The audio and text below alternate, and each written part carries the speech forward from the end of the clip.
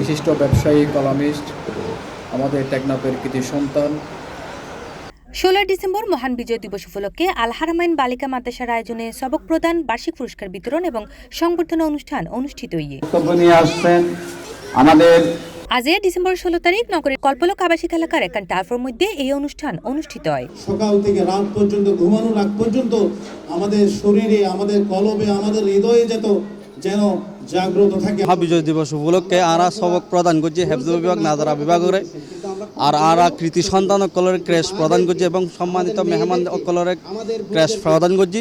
টেকনাফ সমিতির সাংগঠনিক সম্পাদক শরীফুজ্জামান শরীফ গাফফারের সভাপতিত্বে প্রধান অতিথি হিসেবে এই সময় উপস্থিত আছেন চকবাজার ইসলামী ব্যাংক শাখার ব্যবস্থাপক and vice president Mohammad Shahjahan Monir. প্রধান আলোচক হিসেবে উপস্থিত আছেন কল্পলক আবাসিকস্থ জামিয়া আল হারার প্রতিষ্ঠাতা পরিচালক ও মুহাদ্দিস মাওলানা জিয়াউল হাসান। আপনারা চিন্তা করুন, আপনি যাই করতে যান, আপনি যদি হিফজুদ্দিন করতে চান তাহলে দিন সম্পর্কে আপনার যথাযথ নির্ভুল জ্ঞান থাকতে হবে। দিনের নির্ভুল জ্ঞান যদি আপনি অর্জন করতে পারেন তাহলে আপনি সঠিক দিন এর উপর প্রতিষ্ঠিত থাকতে পারবেন। এই সময় সবক প্রদান করে আন্তর্জাতিক ইসলামী বিশ্ববিদ্যালয় চট্টগ্রামের কুরআন অ্যান্ড সায়েন্স বিভাগের সাবেক লেকচারার এবং জামিয়া আরাবিয়া জিরি মাদ্রাসার আরাবিক বিভাগের প্রধান মাওলানা মেজবাউদ্দিন মাদানী।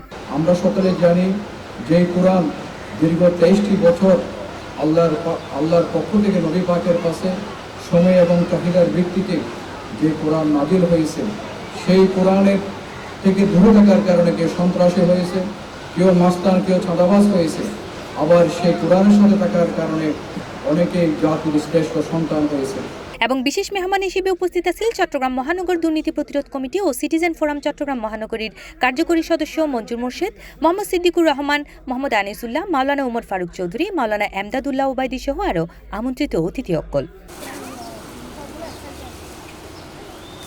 C+ TV Chittagong.